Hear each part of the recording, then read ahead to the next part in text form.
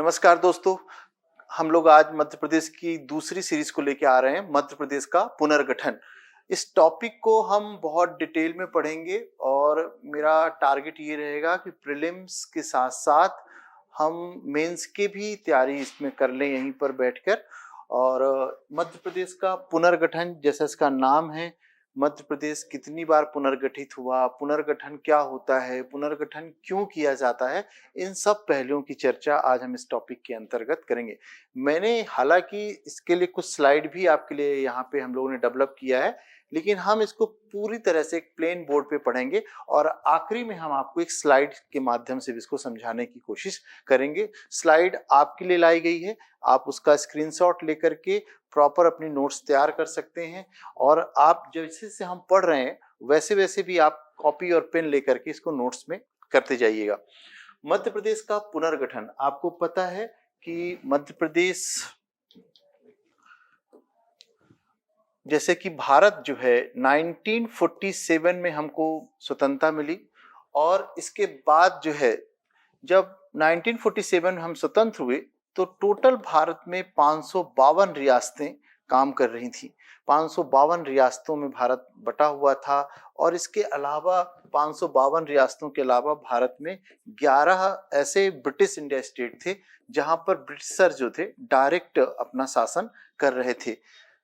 अब सबसे बड़ी समस्या थी कि इन रियासतों को कैसे इकट्ठा किया जाए। सरदार पटेल ने इन रियासतों को इकट्ठा किया और 11 ब्रिटिश इंडिया स्टेट और 552 रियासतों को मिला करके इसको part A, part B, part C व पार्ट डी में बांट दिया गया। यहाँ पे पार्ट ए, पार्ट बी और पार्ट सी में मध्य प्रदेश को भी बांटा गया और पार्ट डी में मध्य प्रदेश में कुछ नहीं रखा गया, क्योंकि पार्ट डी में जब भारत का एकीकरण हो रहा था तो अंडमान निकोबार को रखा गया था। इसलिए जब मध्य प्रदेश का गठन किया गया तो सिर्फ पार्ट ए, पार्ट बी व पार्ट सी को लिया गया। ध्यान रखिएगा। अब यहाँ पे एक चीज देखते हैं हम कि 1948 में जब मध्य प्रदेश को हम बनाएंगे, यहाँ पर आप देखिएगा तो हम 3 पार्ट में इसको डिस्कस करेंगे। पार्ट ए कहलाएगा ये, और पार्ट बी, और इसके बाद आ जाएगा पार्ट सी। पार्ट टोटल यहाँ पे एक फटाफट रिकैप में दिमाग में रखिएगा, टोटल 79 रियासतों को इसके अंतर्गत बांटा गया। पार्ट ए का नाम हम लोगों ने दे दिया था आपका सीपी बरार। पार्ट बी को हम लोगों ने दे दिया था मध्य भारत, में हिंदी में भी लिख दे रहा हूं मध्य भारत, ये आपका सीपी बरार हो जाएगा।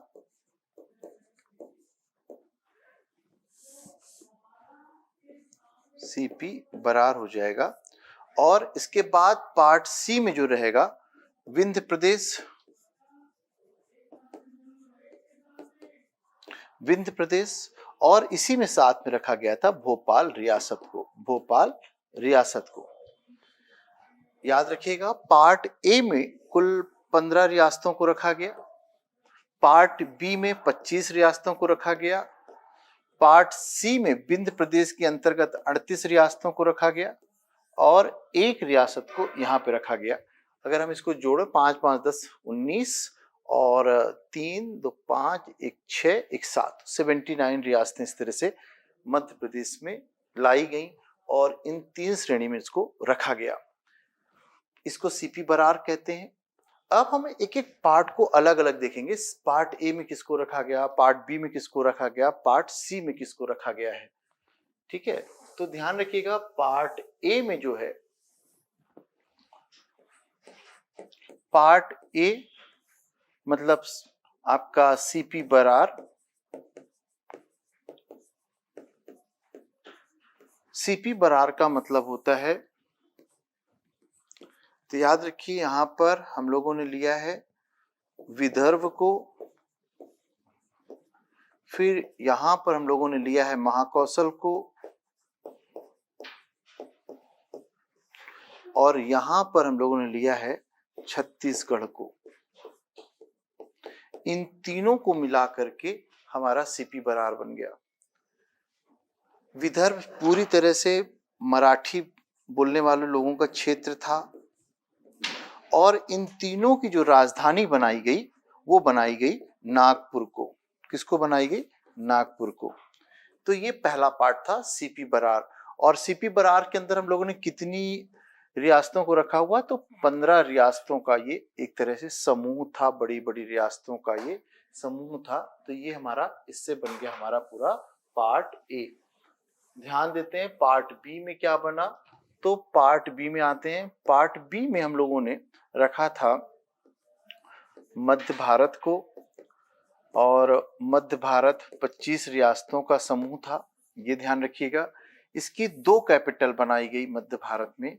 और मध्य भारत में क्षेत्र कौन सा आएगा? तो अगर आप मध्य प्रदेश को देखिएगा तो जो पूरा ग्वालियर वाला रीजन और नीमच, मंदसौर, रतलाम, शिवपुरी, श्योपुर, गुना, अशोकनगर सबको मिलाकर के मध्य भारत की क्षेत्र बनाया गया था। यहाँ पर 2 राजधानी बनाई गई। पहली राजधानी एक 6 महीने के लिए काम करती थी दोनों, एक इंदौर और दूसरी ग्वालियर। ग्वालियर जो थी हमारी शीतकालीन राजधानी थी, याद रखिएगा, शीतकालीन। और ग्रीष्मकालीन राजधानी जो थी इंदौर को बनाई गई थी। इसको याद रखिएगा, ग्रीष्मकालीन राजधानी इंदौर को इसलिए बनाया क्योंकि यहाँ पर बहुत ज्यादा गर्मी पड़ती नहीं है और ग्वालियर में बहुत ज्यादा गर्मी पड़ती है। तो भीषण गर्मी से बचने के लिए व्यवस्था की गई कि कुछ दिन तक यहाँ पर रहा जाएगा और शीतकालीन राजधानी ग्वालियर को बनाया गया। तो दूसरा कॉन्सेप्ट हमारा ये हो गया। तीसरे कॉन्सेप्ट में अगर हम चले, पार्ट सी को ले लें और पार्ट सी को देखते हैं। पार्ट सी के अंतर्गत हमने कहा कि टोटल 38 + 1 रियासतों को शामिल किया गया। पार्ट सी का मतलब क्या होता है ये ध्यान रखना आप। पार्ट सी में हमने विंध्य प्रदेश को रखा और विंध्य प्रदेश के साथ साथ हम लोगों ने यहाँ पर भोपाल रियासत को रखा था। भोपाल रियासत अपने आप में एक हो गई और विंध्य प्रदेश जो बनाया गया, यहाँ पर इस तरह से 2 प्रदेशों का समूह था। इसमें बघेलखंड को मिला लिया गया था और साथ में बुंदेलखंड को मिला लिया गया था। इन दोनों के समूह को हम लोगों ने विंध्य प्रदेश कहा और विंध्य प्रदेश अकेले जो था 38 रियासतों को होल्ड कर रहा था। तो इस तरह से पार्ट ए, पार्ट बी और पार्ट सी में हम लोग देख रहे हैं कि क्या क्या था। ये व्यवस्था जो part A, part B, part C की थी 1956 तक चलती है, अक्टूबर महीने तक चलती है। लेकिन इसी बीच ध्यान रखिएगा, एक फजल अली आयोग का गठन किया गया था। और ये फजल अली कब बना? परीक्षा के हिसाब से बड़ा इंपॉर्टेंट है, ध्यान रखिए। 1953 में इसका गठन किया गया, 1955 में इसने रिपोर्ट दिया और 1956 में जाकर के इसकी रिपोर्ट को क्रियान्वित किया गया।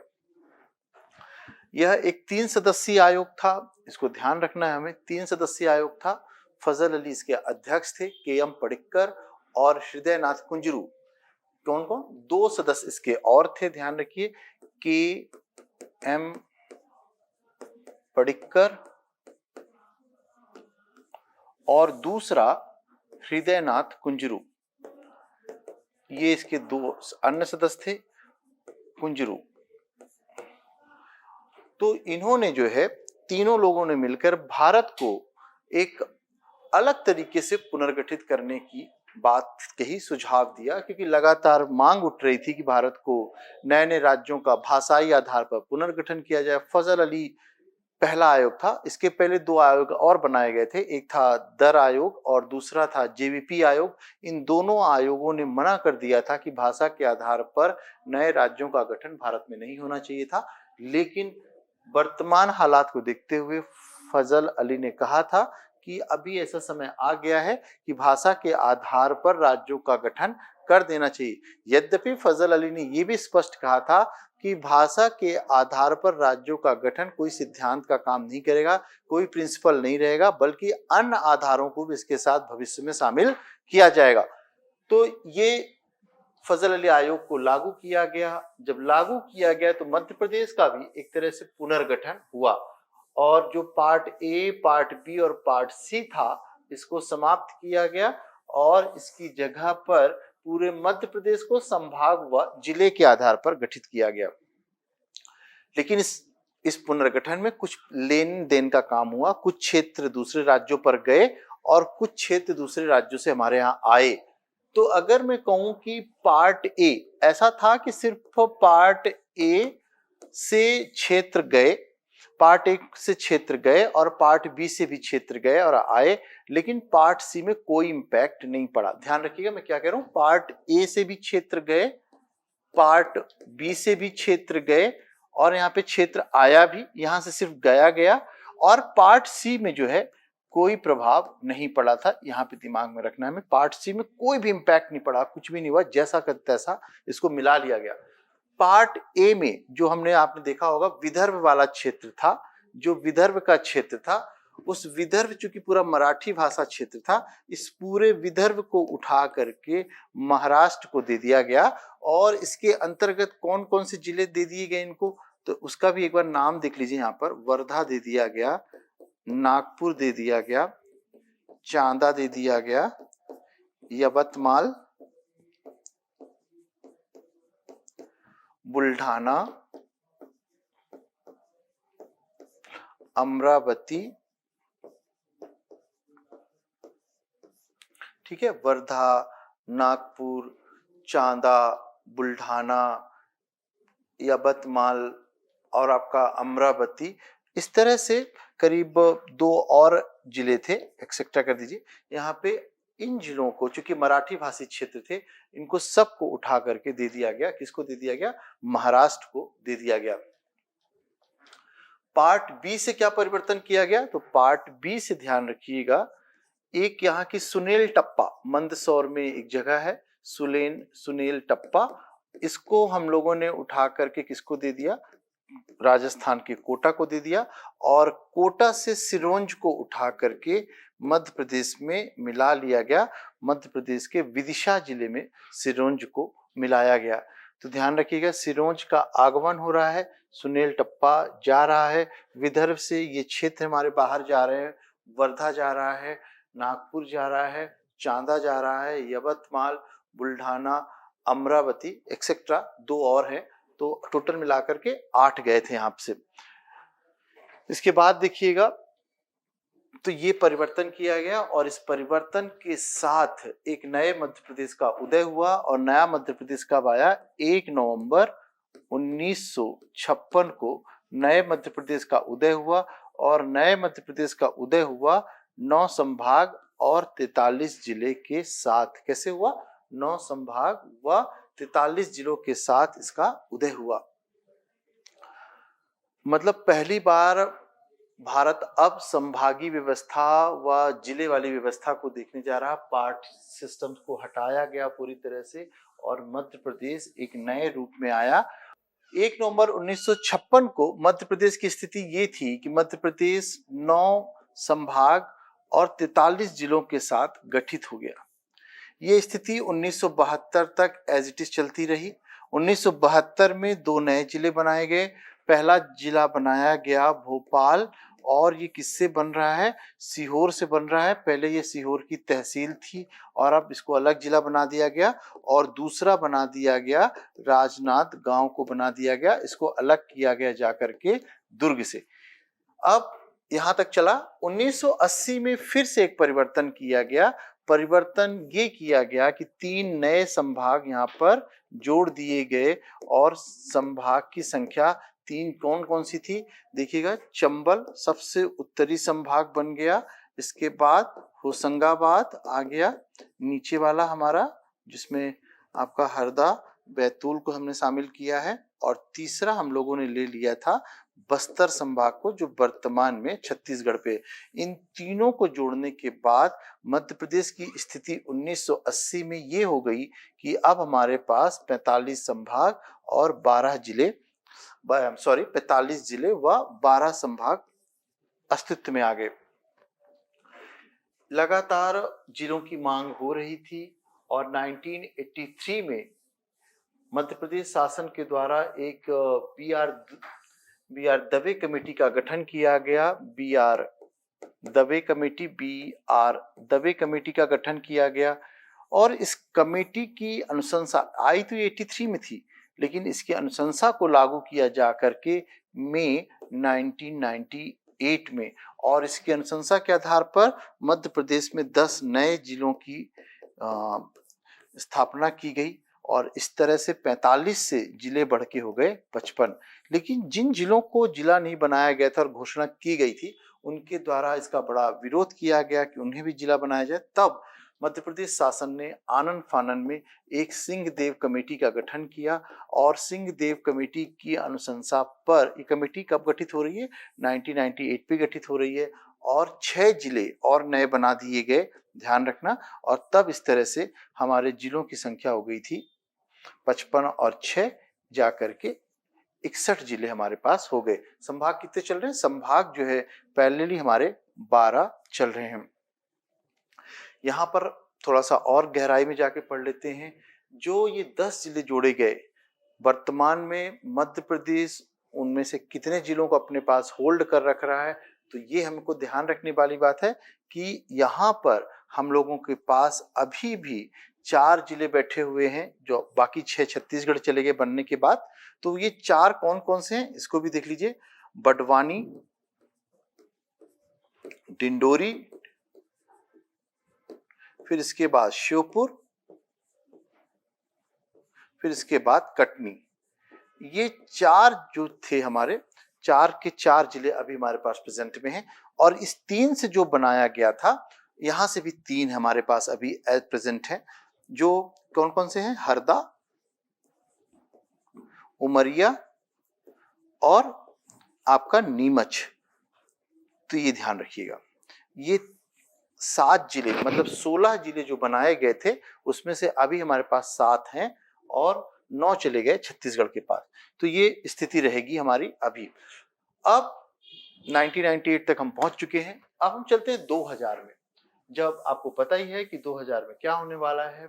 2000 में छत्तीसगढ़ राज्य का यहाँ से अलगाव हो जाएगा, एक नया गठन हो जाएगा।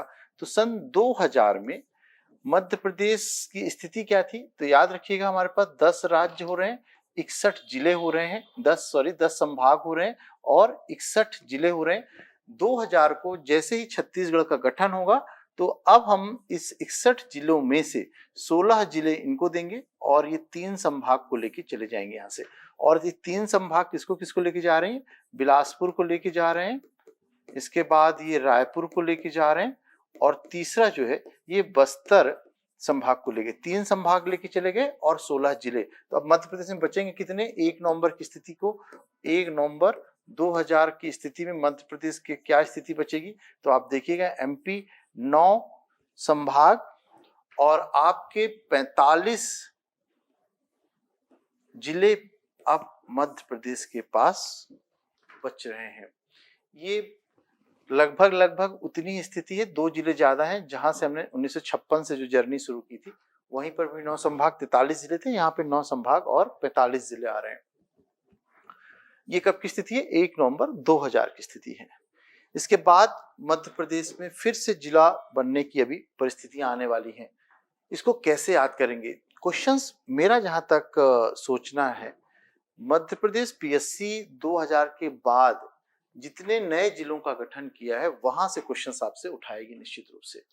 तो कैसे आपको ध्यान रखना है? तो एक चार्ट बनाते हैं हम और आप इस चार्ट के माध्यम से आपको कोशिश करते हैं। 2000 के बाद हम देखेंगे अभी तक कितने जिले बने। तो पहला 2003, फिर 2008, फिर 2013, फिर चौथा आएगा 2018। इनमें एक रिलेशन दिख रहा है, 5-5 साल का प्लस हो रहे हैं, ये सब 5-5 के प्लस में है। तो ये आपको याद करने में आसानी रहेगी। 2003 में 3 नए जिले जोड़े गए, 2008 में 2 जिलों को जोड़ा गया, 2013 में 1 को जोड़ा गया, 2018 में 1 को जोड़ा गया। 45 था, 48 हुआ, ये 2 जुड़ा, 50 हुआ, 1 जुड़ा, 51 हुआ, 1 हुआ, 52 हुआ। 2018 के बाद अभी तक किसी भी नए जिले को अस्तित्व में नहीं लाया गया। घोषणा तो की जा चुकी है 4 नए जिले बनाने की, लेकिन अस्तित्व में अभी वो जिले नहीं आए हैं। ये बिल्कुल दिमाग में रखिएगा। 2008 में एक काम और किया गया कि यहां पर एक नए संभाग का गठन किया गया, शहडोल का। शहडोल को यहां पर बनाया गया तो ये भी दिमाग में रखिएगा, शहडोल जो है एक नया संभाग बना और इस तरह से मध्य प्रदेश जो अभी 9 संभाग लेके चल रहा था 2008 से 10 संभाग के साथ चल रहा है। तो यहाँ भी 10 संभाग है, यहाँ भी 10 संभाग है, भी वर्तमान में 10 संभाग है। 2 नए संभाग बनाए जाने की घोषणा की जा चुकी है, एक रतलाम और एक छिंदवाड़ा, लेकिन अभी अस्तित्व में नहीं आए हैं। जब आज हम ये पढ़ रहे हैं 2023 में 14 जनवरी के दिन लेक्चर जब हम रिकॉर्ड कर रहे हैं, तो अब ये ध्यान रखना है हमें कि अभी वर्तमान में हमारे पास सिर्फ 10 संभाग हैं और 52 जिले हैं। तो यहाँ से आपको एक स्ट्रक्चर मिल गया, 3 जिले। अब यहाँ पे ये क्वेश्चन पूछ सकता है कि 3 जिले कौन से थे। तो मैं एक थोड़ा सा फनी टाइप का यहाँ पे हम लोग देख लेते हैं कैसे आएगा। 3 जिले बनाए गए, अशोक नगर, अनूपपुर और तीसरा था बुरहानपुर। ये 3 बनाए गए। इसको कैसे याद करोगे? अशोक ने इतिहास में, अशोक बहुत फेमस व्यक्ति हैं, लेकिन एक अपने काम के लिए कुप्रसिद्ध भी है कि अपने 99 भाइयों की हत्या की, ऐसा कहा जाता है। इसमें बड़ा विवाद है। तो हम एक यहां से कोड याद रखेंगे अपने लिए, अशोक अनूप से बुरा है। अशोक अनूप से बुरा है। ये किसने कहा? एक आसी नामक इतिहासकार ने कहा, ध्यान रखिएगा। तो यहां से दोनों आंसर निकल जाएंगे। 2003 में 3 जिले बने। आप देखिए अशोकनगर बना, इसके बाद आप देखिए अनूपपुर और बुरहानपुर 3 बन गए। आज से आप देखिए ये हमारा अलीराजपुर और ये सिंगरौली। अलीराजपुर मध्य प्रदेश के बिल्कुल दक्षिण पश्चिम में स्थित है, आपको पता है पश्चिमी सीमा बनाता है मध्य प्रदेश का, और सिंगरौली जो है मध्य प्रदेश की एकदम पूर्वी सीमा बनाती है। तो ये दोनों जो नए जिले बन रहे हैं, कब बन रहे हैं? 2008 में बन रहे हैं। 2013 में जो बनाया गया वो था हमारा आगर मालवा, और 2018 में जो बनाया गया वो था हमारा निवाड़ी। इस तरह से मध्य प्रदेश का पूरा पुनर्गठन हमको देखने को मिल गया कि मध्य प्रदेश कैसे कैसे गठित हो रहा है। ठीक है, तो ये हमारा पूरा मध्य प्रदेश का पूरा गठन हम लोगों ने इसको देख लिया। यहां से क्वेश्चंस बहुत सारे आने वाले हैं आपको कि मध्य जिले कभी पूछ लेगा, कौन सा जिला कहां से हटा, कहां से बना। मैं पीछे थोड़ा सा और चलते हैं अपन उसमें।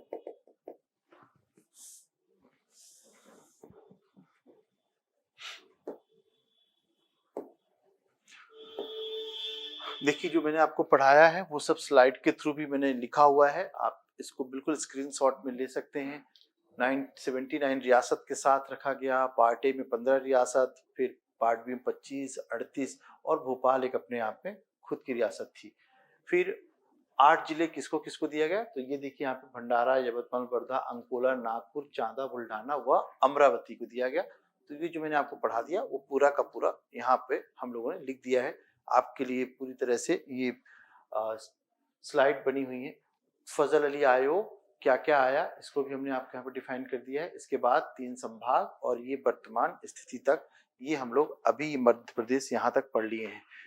मैंने इस पूरे लेक्चर में आपको बहुत अच्छे समझाने की कोशिश की। अब थोड़ा सा मैं एक बार रिकैप और ले जाता हूँ पीछे, आपको जरा सा रिकैप में चलते हैं हम लोग। मैंने आपको ये कहा था कि सबसे इंपॉर्टेंट क्वेश्चन आपसे ये पूछने वाला है कि 2000 के बाद की स्थिति क्या बनेगी। एक चार्ट बनाता हूं जो आखिरी रिकैप के रूप में आपको काम कर सकता है। ये चार्ट बहुत मदद कर सकता है। उस चार्ट में चलते हैं अपन। ठीक है, यहाँ पे हम लोग देखते हैं।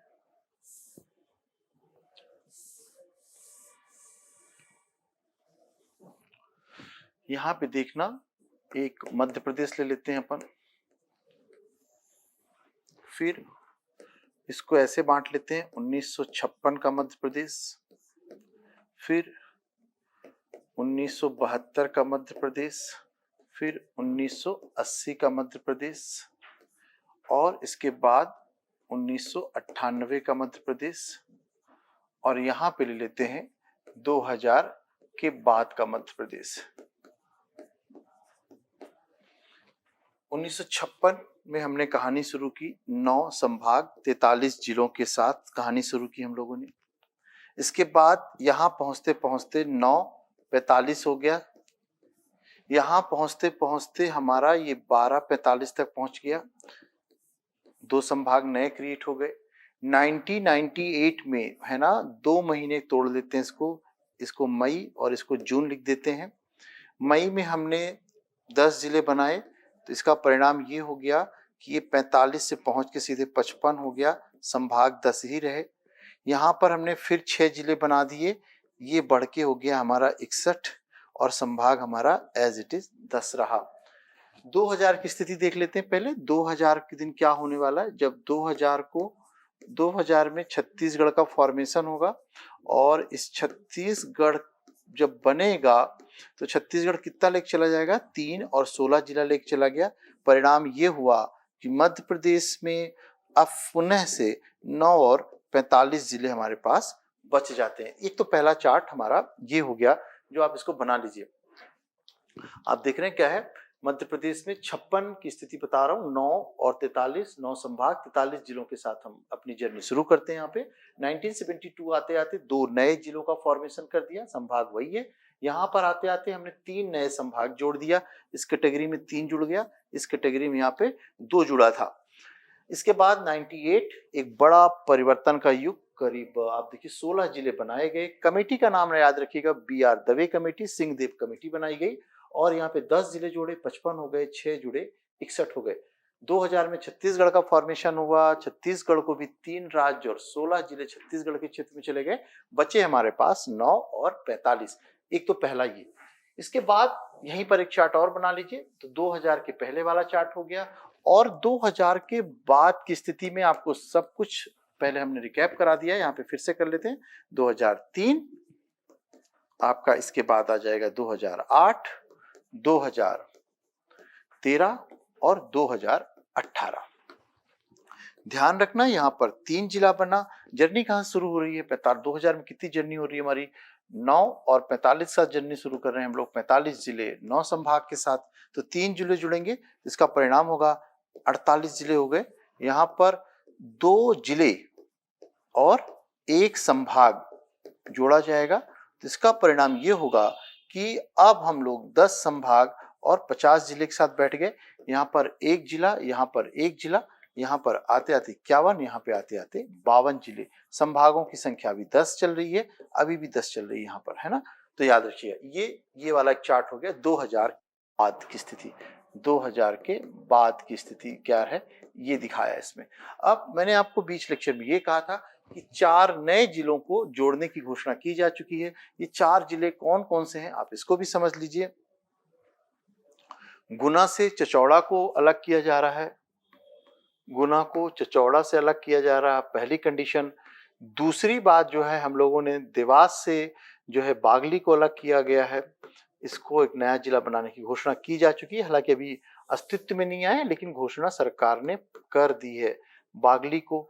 सतना से मैहर को अलग करने की घोषणा कर दिया है और ये हो गया आपका एक, ये यहाँ से गुना से अलग हो रहा है और इसके बाद ये बागली जो है आपका देवास से अलग हो रहा है और मैहर जो है सतना से अलग हो रहा है और चौथा जो है नागदा, और ये नागदा को कहाँ से अलग किया गया है, उज्जैन से अलग करने की बात कही गई है। तो ये 4 नए जिले भविष्य में बनने वाले हैं और इट में भी 2023 जो है चुनावी वर्ष है, हो सकता है ये चारों जिले मध्य प्रदेश में जुड़ भी जाएं। 2 संभाग को बनाने की बात कही गई है इसमें, तो ये 2 संभाग कौन से हैं ये भी देख लीजिए आप। एक तो छिंदवाड़ा संभाग बनाना है, इसके अंतर्गत नीचे के 3 जिलों को रखना है ना। और कौन कौन से जिले आएंगे, छिंदवाड़ा, सिवनी और बालाघाट को रखने की बात इसके अंतर्गत कही गई। ध्यान रखना 3 जिलों को रखी गई है ना। तो किनको से रखा गया, इसको याद रखने के लिए आप BSC कह सकते हो। बालाघाट, छिंदवाड़ा और सिवनी तीनों का हो जाएगा। और इसके बाद एक और संभाग बनाने की बात कही गई है, वो उसका नाम है रतलाम। और रतलाम में जो है, जो पीछे के हमारे पश्चिम साइड के जितने भी हैं, नीमच, मंदसौर, रतलाम, झाबुआ, अलीराजपुर को मिला करके बात कही गई। 5 जिलों को मिला करके संभाग बनाने की घोषणा की गई है। इस तरह से वर्तमान मध्य प्रदेश जो है हमने पढ़ लिया, कैसे कैसे इसका चेंजेस हुआ, क्या क्या परिवर्तन किए गए, कब कौन से जिले बनाए गए। ये पूरा का पूरा चैप्टर बड़ा फैक्चुअल था, लेकिन अब जो हम पढ़ने जा रहे हैं इसके अंतर्गत एक कॉन्सेप्चुअल टॉपिक पढ़ते हैं। आपके मन में आ रहा होगा पुनर्गठन होता ही क्या है ना? तो पुनर्गठन क्यों किया जाता है, पुनर्गठन क्या होता है, क्यों किया जाता है, कितने प्रकार का होता है, ये सब आपके मन में क्वेश्चंस चल रहे होंगे जब आप पढ़ रहे होंगे। पुनर्गठन दो तरह का होता है, दिमाग में रखिएगा। एक पुनर्गठन कहलाता है राजनीतिक पुनर्गठन और एक कहलाता है प्रशासनिक पुनर्गठन। दो तरह का पुनर्गठन होता है और ये दोनों पुनर्गठन को समझने की आवश्यकता है। राजनीतिक पुनर्गठन जो होता है इसके अंतर्गत ऐसा ध्यान रखिए कि जो नए राज्य का निर्माण किया जाता है, नए राज्यों का निर्माण किया जाता है, पहला काम। दूसरी बात आप देखिए, इनके नाम परिवर्तन जो किए जाते हैं, नाम परिवर्तन जो किए जाते हैं और जो क्षेत्रफल परिवर्तन किए जाते हैं, ये सब जो है राजनीतिक परिवर्तन के अंतर्गत आते हैं। और ये सब करने की जो शक्ति होती है संसद के पास होती है, केंद्र सरकार के पास होती है और अनुच्छेद 3 का प्रयोग करके ये कार्य किया जाता है।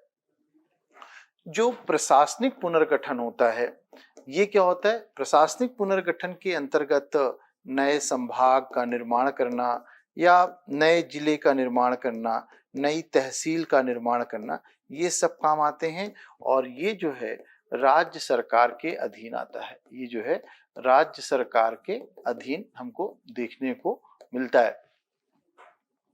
तो दो तरह से पुनर्गठन हो गया, ध्यान रखिएगा। अनुच्छेद 3 के तहत इसका काम किया जाता है। अब पुनर्गठन किया क्यों जाता है? अगर हम प्रशासनिक पुनर्गठन की बात कहें या राजनीतिक पुनर्गठन, दोनों का अल्टीमेट उद्देश्य होता है गुड गवर्नेंस की स्थापना करना। पहला है ना, सबसे पहला अगर आपको कभी ऑब्जेक्टिव पूछे तो सबसे पहली बात है कि गुड गवर्नेंस की स्थापना कराने के लिए ये सब काम किए जाते हैं। और इसके बाद विकास कार्यों को तेज करने के लिए, प्रशासन तथा जनता के बीच की दूरी को कम करने के लिए, और जो एक प्रशासन तथा जनता के बीच की दूरी का जो अलगाव पैदा होता है, उस अलगाव को भी कम करने के लिए इस तरह के पुनर्गठन किए जाते हैं। बड़े राज्य हमेशा देखे गए हैं कि जैसे अगर हम मध्य प्रदेश छत्तीसगढ़ का उदाहरण ले लें तो छत्तीसगढ़ बहुत दूरी पर स्थित था कैपिटल से हमारे। इस कारण से कोई भी निर्णय लेने पर बहुत देरी हो जाती थी, इसके कारण से विकास से पिछड़ जाते थे। तो ये सब उद्देश्य रहते हैं। और गुड गवर्नेंस को स्थापित करना, हम लोगों ने कहा विकास कार्यों को तेज करना, जनता तथा प्रशासन के बीच की दूरी को कम करना, भ्रष्टाचार को कम करना, जनता के प्रति अधिक से अधिक जवाबदेहिता को बढ़ाने के लिए ये सब कार्य संपादित किए जाते हैं। ठीक है, तो ये पूरा का पूरा हमारा क्वेश्चंस हो गया पुनर्गठन का। और एक मेंस का क्वेश्चन यहाँ पे और बनता है राजनीतिक पुनर्गठन से कि कोई नया राज्य बनाया जाता है तो क्यों बनाया जाता है, उसके पीछे की कारणों की चर्चा करिए। एक बार मेंस में क्वेश्चन आ भी चुका है कि छत्तीसगढ़ राज्य बना था तो उन राज्यों के पीछे कौन से कारक काम कर रहे थे, वहां पर भी प्रश्न पूछता है। अगर मैं देखूं कोई भी नया राज्य बनता है तो सबसे पहला फैक्टर एक हमको देखने को मिलता है दूरी, भौगोलिक दूरी। दूसरा एक फैक्टर देखते हैं उस पर्टिकुलर क्षेत्र की एक विशिष्ट संस्कृति। ये विशिष्ट संस्कृति में वहाँ का रहना, खाना और सबसे ज्यादा इंपॉर्टेंट काम करता है वहाँ बोली जाने वाली बोली या भाषा। ये भाषा जो होती है सबसे ज्यादा कनेक्टिंग का काम करती है। इसके बाद देखो अल्प विकास, अगर कोई क्षेत्र विकास से पिछड़ता चला जाता है और उसी राज्य का कुछ क्षेत्र जो है ज्यादा विकसित होता है तो अल्प विकसित वाला क्षेत्र जो है एक अलग राज्य के रूप में अपने आप को स्थापित करने की मांग करने लगता है। इसके बाद कानून व्यवस्था, अगर कानून व्यवस्था की स्थिति किसी क्षेत्र की खराब है और उस क्षेत्र को ऐसा लगता है कि हम चूंकि इस राज्य के साथ जुड़े हुए हैं और बहुत दूरी पर स्थित हैं, इस कारण से यहाँ की कानून व्यवस्था अच्छी नहीं हो पा रही है, तो यह भी एक कारक बनता है अलग राज्य की मांग के पीछे। और पांचवा एक कारक जो डिस्कशन कर रहा हूं मैं, वह है राजनीतिक महत्वाकांक्षा। सबको पता होता है कि जो लोग अलग राज्य का मांग कर रहे हैं, उसका नेतृत्व कर रहे हैं, उसको लीडरशिप दे रहे हैं, अगर कभी अलग राज्य बनेगा तो सीएम बनने की संभावना प्रबल रहती है। तो इस राजनीतिक महत्वाकांक्षा, एक राजनीतिक पहचान के लिए भी अलग राज्य की मांग की जाती है। तो विशिष्ट संस्कृति हम देख रहे हैं, जैसे कि अगर उदाहरण लें छत्तीसगढ़ का, झारखंड का, तो यहाँ पे सब फैक्टर हमको काम करने को देखने को मिल रहे हैं। एक साथ आपको पांचों फैक्टर दिख जाएंगे, जो कि कुछ न कुछ इन पांचों फैक्टरों ने योगदान दिया अलग राज्य के बनाने में। तो इस क्वेश्चन का आंसर, उसका आंसर था कि क्यों मध्य प्रदेश से छत्तीसगढ़ राज्य अलग हुआ, उसके पीछे की कारकों की चर्चा कीजिए। तो ये हो गया। तो दो तरह का मेंस का क्वेश्चन यहाँ पे बनेगा। पहला क्वेश्चन ये रहेगा कि मध्य प्रदेश के पुनर्गठन को समझाइए, तो आपको पूरा समझाना जो हमने। दूसरा ये पूछ सकता है आपसे कि एक नया राज्य का निर्माण क्यों होता है, उसके पीछे के कारकों की चर्चा कीजिए। तो आज हम लोग यहीं तक करते हैं इस लेक्चर को। अगले लेक्चर में हम मध्य प्रदेश के पर्वतों के साथ आएंगे, मध्य प्रदेश के पर्वत के बारे में डिस्कस करेंगे। Thank you.